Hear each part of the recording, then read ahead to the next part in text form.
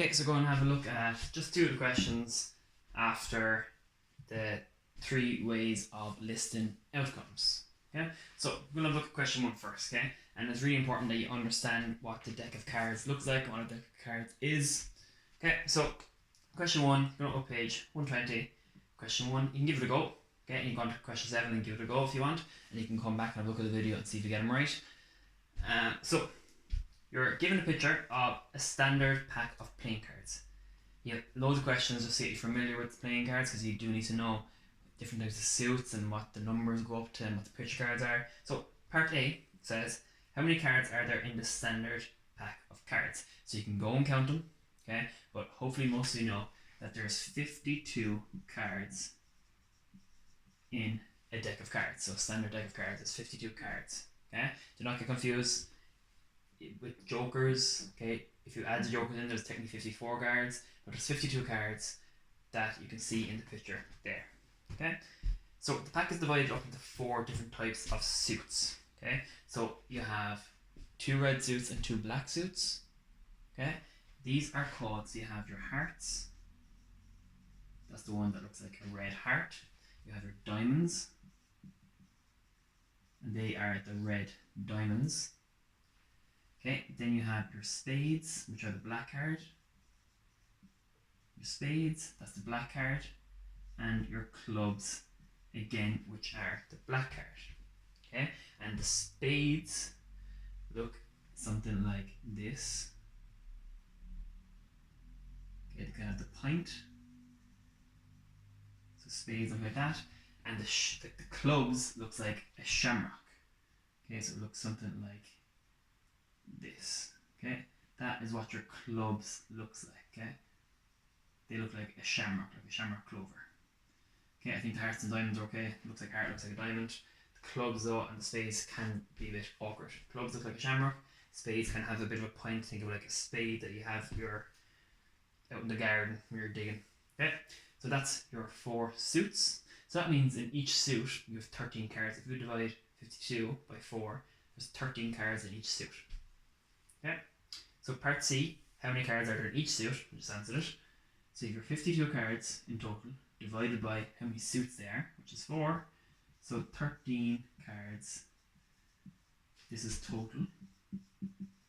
13 cards in each suit.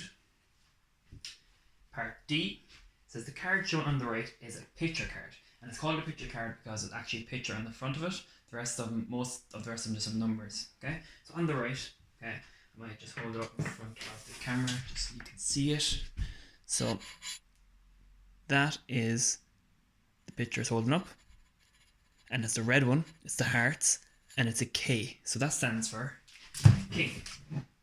So the question says, name this card.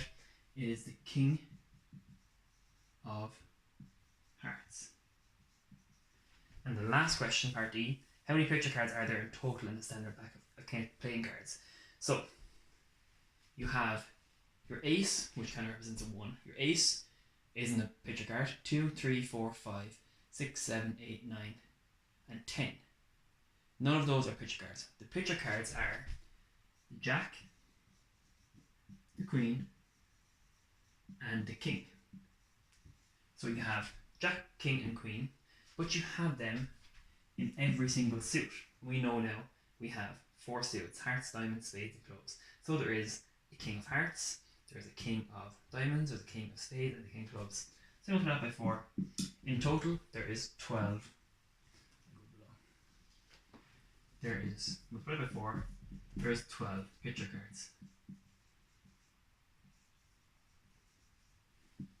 Okay, hopefully you have the deck of cards at home, you can have a good look through them. If not, you can have a look on the page 120.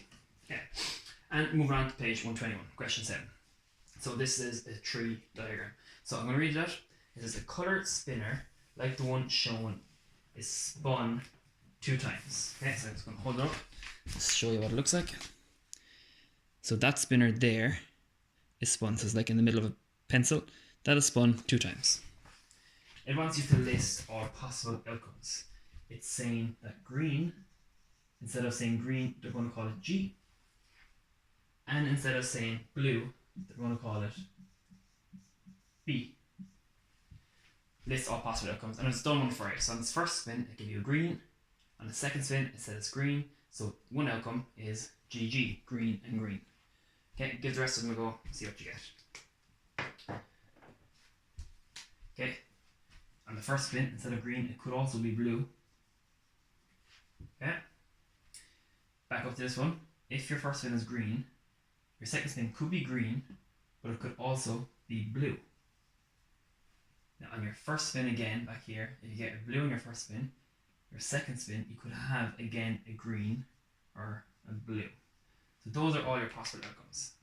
G to G, G to B, B to G, and B to B. So you can write your outcomes.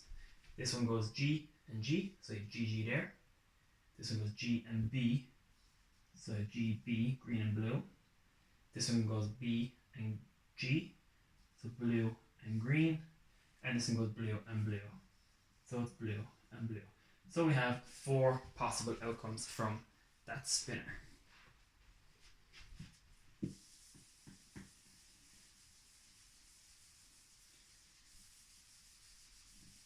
Okay, so what I want you to have a look at now, okay, is on page 121, okay, give question 2 a go.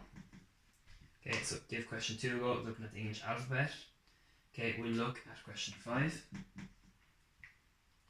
And we'll look at question 8. So give those 3 questions a go. Again, they do get harder. So 2 should be a nice and easy one.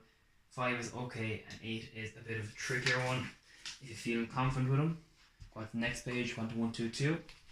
Okay, so we fly through them, go on to page 122, and have a look at maybe just one more question. Okay, have a look at question 10. This question comes up a good bit in exams. Okay, much harder one again than these ones. So make sure you can do question 2, question 5, question 8 will be a bit tricky, and question 10 will be a bit tricky.